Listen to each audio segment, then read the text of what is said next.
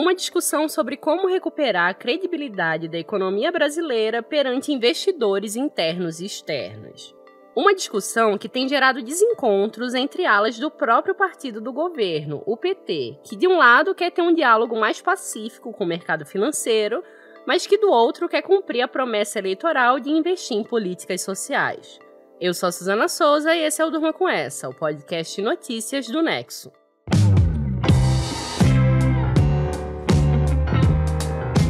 Olá, eu sou a Aline Pellegrini e tô aqui com a Suzana para apresentar esse podcast que vai ao ar de segunda a sexta, todo começo de noite, sempre com notícias que podem continuar a ecoar por aí.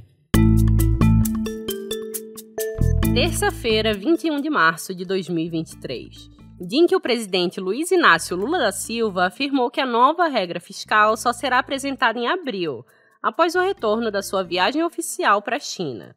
Existia a expectativa de que a proposta viesse a público antes da viagem, e o próprio ministro da Fazenda, Fernando Haddad, havia prometido a apresentação da regra ainda em março. Mas o presidente disse ser contra a pressa do sistema financeiro para saber sobre a nova regra. Depois de apresentado, o novo arcabouço fiscal precisa passar pelo Congresso. Se aprovado, ele vai substituir o atual teto de gastos e vai ser baliza para as contas públicas. A criação desse novo arcabouço é uma das prioridades do governo no primeiro ano do mandato. Isso porque o país passa por uma espécie de vácuo em termos de regra fiscal, já que o teto de gastos, que até pouco tempo atrás era a principal norma, foi descredibilizado depois de sucessivos dribles nos últimos anos.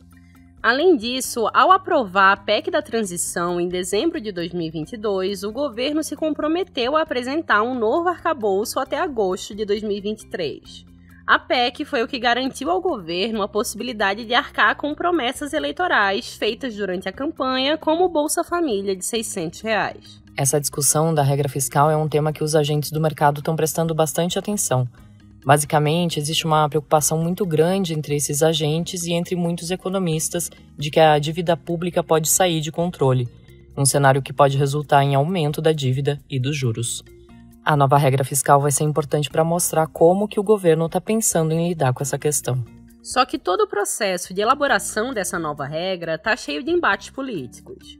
Embates esses que envolvem desacordos de alas do próprio Partido dos Trabalhadores. De um lado está o ministro Fernando Haddad e sua equipe econômica, que tem buscado ser um interlocutor entre o mercado financeiro e o governo. Do outro lado estão outros nomes do PT, como a presidente do partido, Gleisi Hoffmann, que tem destilado críticas à possibilidade de que o arcabouço endureça o limite de gastos. No meio dessa discussão existe a projeção de perspectivas ruins para o crescimento do país esse ano, dada a desaceleração do mercado interno.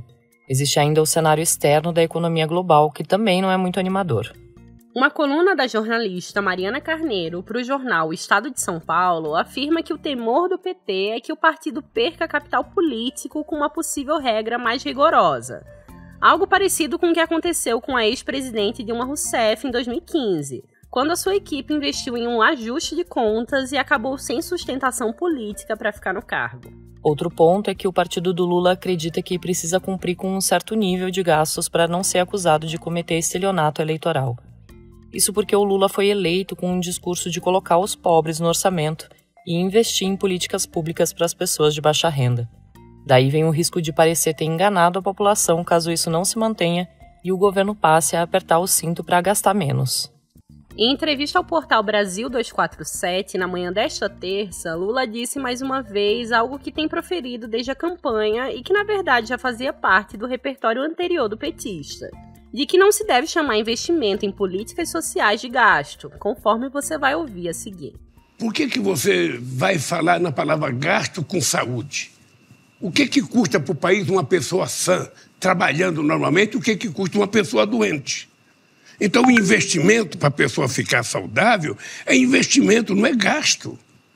O investimento para fazer uma universidade é investimento, não é gasto. Para melhorar o ensino fundamental é investimento. Há algo que possa trazer mais recursos, mais crescimento para um país do que, dinheiro da educação? Então nós precisamos parar com essa loucura de achar que tudo que você faz para o povo é gasto. Ao longo da história recente brasileira, as discussões sobre novos arcabouços fiscais sempre demandaram um bom jogo de cintura do governo da vez. Isso não é novidade. A gente vai relembrar aqui rapidamente as principais regras que o país já adotou, para você se situar nessa discussão. Com a Constituição de 1988, o país implementou a regra de ouro, num período em que o Brasil passava pelo processo de redemocratização e vivia uma hiperinflação, além de problemas com a dívida pública. Essa regra tem uma proposta simples. Ela proíbe o governo de se endividar para pagar despesas correntes, como salários, benefícios assistenciais e manutenção habitual da máquina pública. Isso significa que despesas rotineiras devem ser pagas com receitas rotineiras. Só que há maneiras de se descumprir a regra sem infringir a lei, que é o que a maioria dos governos faz desde então. Essa é uma regra que é válida até hoje. Tempos depois, já no ano 2000, sob o governo de Fernando Henrique Cardoso, o Brasil implementou a regra de responsabilidade fiscal. O país já tinha controlado a hiperinflação com o Plano Real, mas estava num processo de reestruturar suas contas a partir do chamado tripé macroeconômico, que se baseava nas seguintes frentes: câmbio flutuante, regime de metas de inflação e busca por superávit fiscal. A lei de responsabilidade fiscal não impõe somente uma regra, mas um conjunto de normas para trazer equilíbrio e previsibilidade para as contas públicas. Entre os pontos da regra estão limites para as despesas dos estados e municípios, limites para as despesas do poder público com pessoal e a determinação de que o governo federal não pode adotar novos gastos permanentes sem apresentar uma compensação pelo lado da receita. Dentro da lei, há também um outro dispositivo chamado de meta de resultado primário, que você já deve ter ouvido por aí como meta fiscal. Basicamente, a regra exige que, todos os anos, o governo inclua na Lei de Diretrizes Orçamentária, que é uma espécie de rascunho do orçamento, a meta de resultado primário que irá perseguir. A Lei de Responsabilidade Fiscal foi considerada um marco no país e também vigora até hoje. Foi ela, por exemplo, que embasou o impeachment de Dilma Rousseff em 2016, quando a petista foi condenada por crime de responsabilidade por causa das manobras fiscais, apelidadas de pedaladas. E em 2023, a Lei de Responsabilidade Fiscal continua vigente, mas há debate sobre a sua eficácia. Em artigo publicado em 2021, o Marcos Mendes, que é economista e pesquisador do INSPER, disse que a lei foi alvo de flexibilização e enfraquecimento ao longo dos anos, tendo perdido poder enquanto instrumento de equilíbrio das contas públicas. Já em 2016, depois do impeachment da Dilma, o novo governo de Michel Temer articulou o teto de gastos, que é a regra que vai ser substituída com o novo arcabouço. Naquele momento, o Brasil passava por uma recessão marcada, entre outros fatores, pela crise fiscal. O teto determina que o governo não pode aumentar os seus gastos reais em relação ao ano anterior. Ou seja, ele limita o nível de despesas da União ao valor do ano anterior, corrigido pela inflação. Dentro disso, existem algumas exceções, mas a lógica é basicamente essa. Só que a adoção do teto nunca foi um consenso entre economistas e mesmo quando ele foi articulado, muitos discordavam da ideia de que reduzir o nível de gastos do governo seria a saída para a crise. Durante o governo do Jair Bolsonaro, o teto passou por diversas alterações e dribles. Um desses casos, aliás, aconteceu às vésperas das eleições presidenciais de 2022, permitindo ao governo Bolsonaro turbinar gastos nos meses anteriores ao pleito. Outro drible, esse já articulado pelo governo Lula, que a gente comentou anteriormente, aconteceu com a PEC da transição. Embora o teto continue existindo no papel, a leitura ampla entre os economistas é que ele perdeu a credibilidade, já que há anos não cumpre efetivamente o papel de limitar as despesas públicas.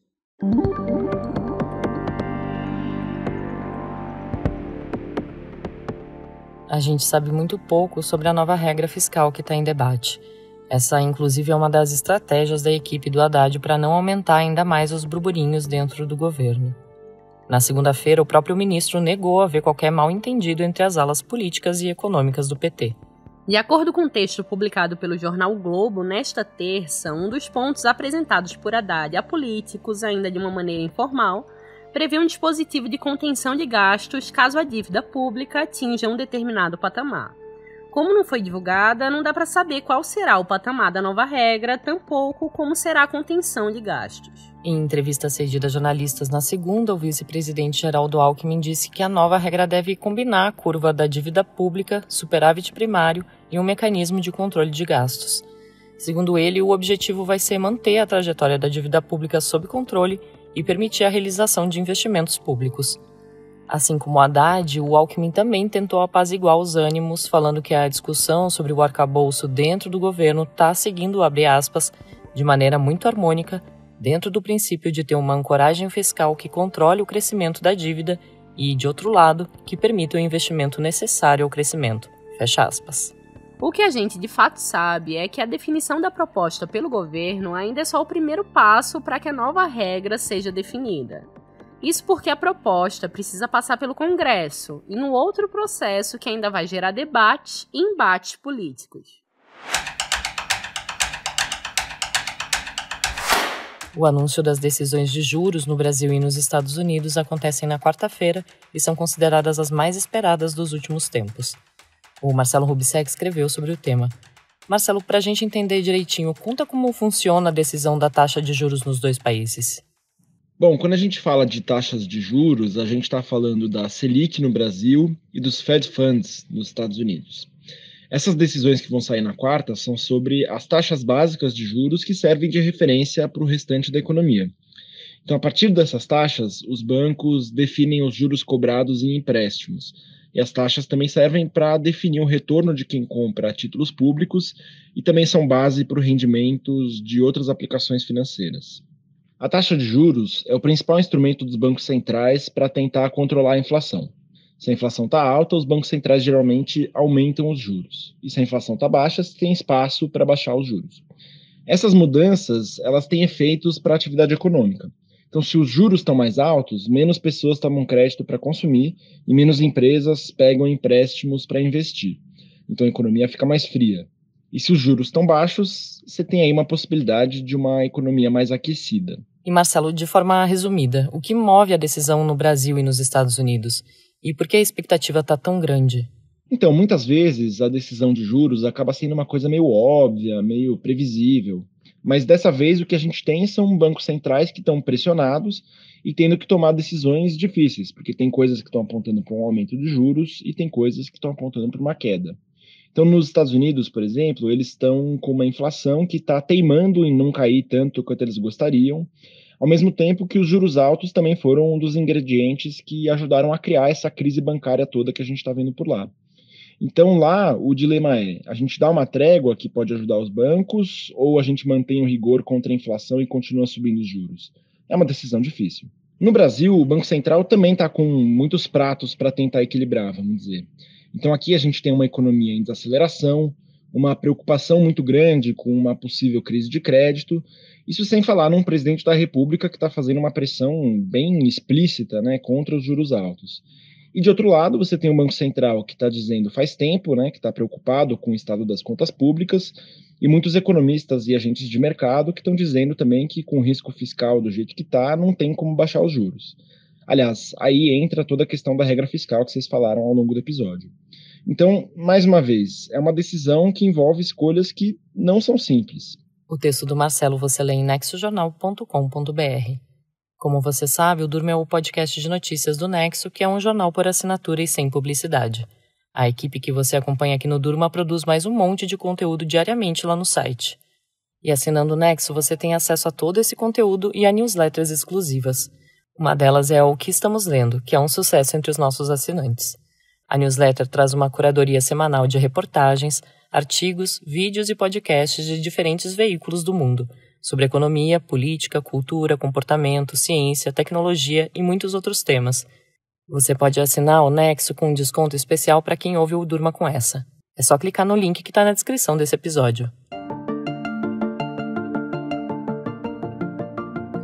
A Amazônia Legal concentrou a maior parte das multas ambientais de 2022. Isso foi apontado na investigação do projeto Data Fixers em parceria com a Fiquem Sabendo, a partir de dados do IBAMA. A equipe de gráficos do Nexo fez uma publicação compilando os dados mais importantes do levantamento. O Nicolas Preto está aqui para contar pra gente um pouco mais sobre os números.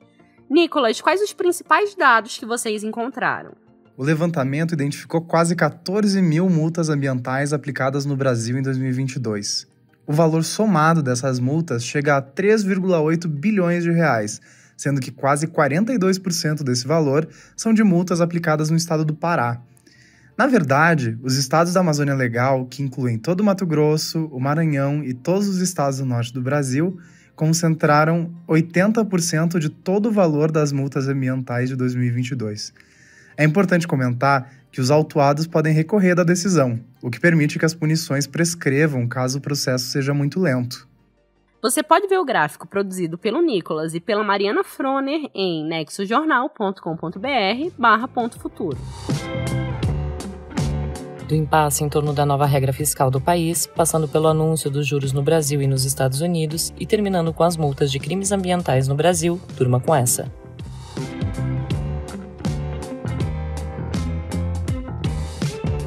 Com roteiro e produção de Suzana Souza e Marcelo Rubissec, edição de texto de Aline Pellegrini, participações de Marcelo Rubissec e Nicolas Preto e edição de áudio de Pedro Pastoriz, termina aqui mais um Durma com essa.